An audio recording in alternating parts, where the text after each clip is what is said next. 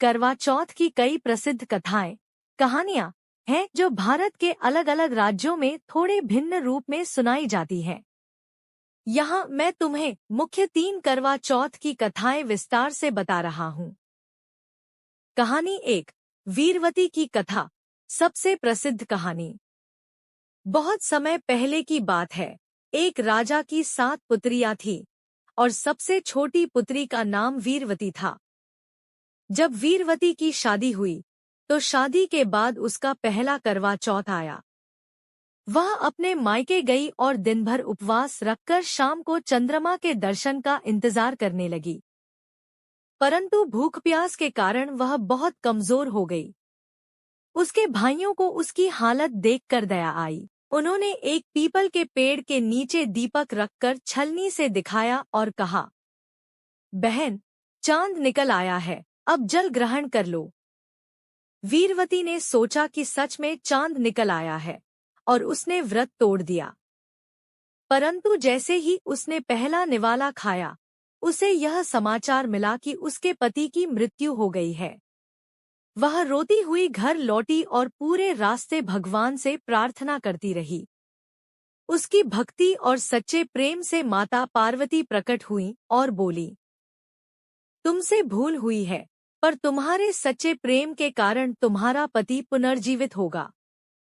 तुम हर साल श्रद्धा से करवा चौथ का व्रत करना। तब से कहा जाता है कि जो स्त्री पूरे नियम व्रत से करवा चौथ रखती है, उसके पति की आयु लंबी होती है। कहानी 2, सावित्री और सत्यवान की कथा।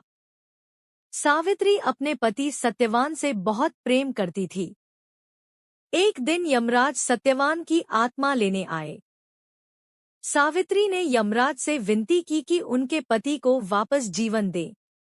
यमराज ने मना किया, पर सावित्री उनके साथ चलती रही और दिन भर कुछ भी नहीं खाया। यमराज उसकी भक्ति से प्रसन्न हुए और बोले, सावित्री, तुम जो चाहो वरदान मांगो।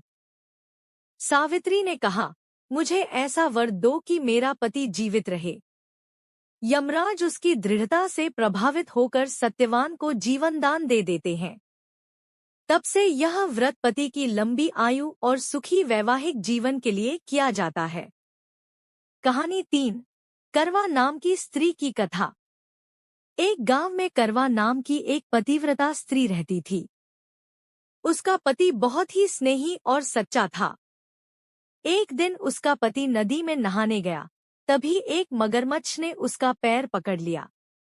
करवा ने तुरंत सूत की डोरी से मगरमच्छ को बांधा और यमराज से प्रार्थना करने लगी, यदि मेरे पति की आयु पूरी नहीं हुई है तो आप उसे जीवन दे, नहीं तो मैं भी प्राण त्याग दूंगी। यमराज उसकी सच्ची निष्ठा से प्रभावित हुए और उसके पति को जीवन दान दे दिया। तभी से इस व्रत का नाम करवा चौथ पड़ा।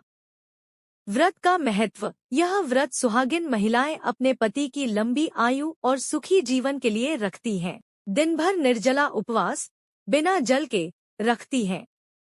शाम को चांद देखकर छलनी से पति का चेहरा देखती हैं और जल ग्रहण करती हैं।